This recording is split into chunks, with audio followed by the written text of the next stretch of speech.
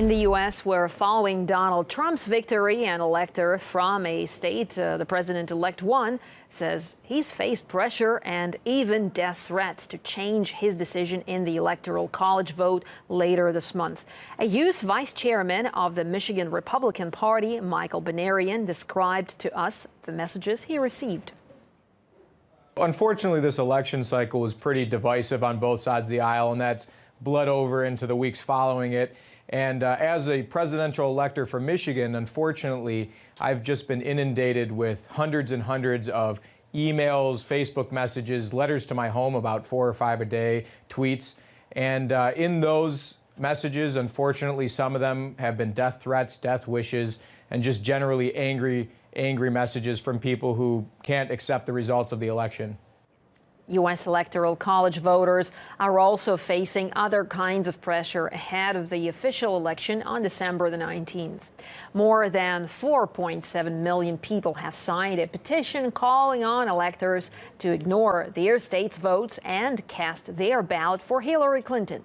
Among electors themselves, some have been trying to convince others to vote for a compromise Republican candidate in a bid to stop Trump. And after calls from Clinton's camp and Jill Stein from the Green Party, a recount has been initiated in several states. Here's Michael Benarian again. He says those who are calling for a change to the election system aren't considering all possible consequences.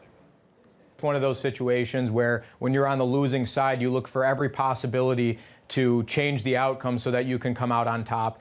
And right now we have people on the left that are upset with Donald Trump winning. And so they're calling for a new system, a national popular vote, without really considering the consequences. That would leave so many Americans' voices out of the process, and it would allow our elections to really just be dominated by a few large population, densely populated states. So I guess I would say I'm not shocked, but more disappointed that Americans couldn't live up to the standard that we've always lived up to and just accept the results of these elections and move on as a united country.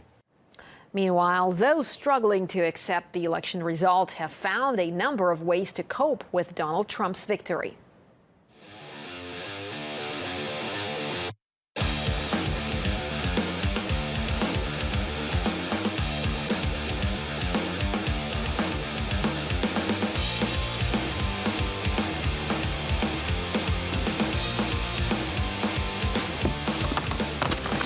This after New Balance spokesman Matt LeBreton told the Wall Street Journal that things, quote, will move in the right direction with President-elect Donald Trump.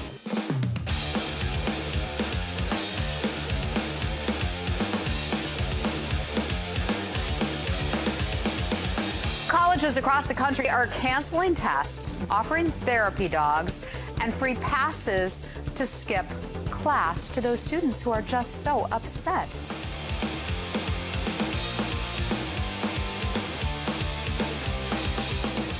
Specifically, the people who are very upset right now are primarily coming from the Democratic Party.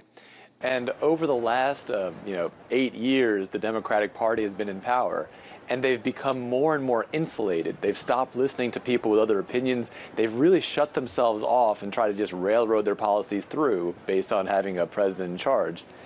Now the Democrats who previously were in charge are all of a sudden terrified. They don't know what's happened because they just have not been listening to the American people for 8 years.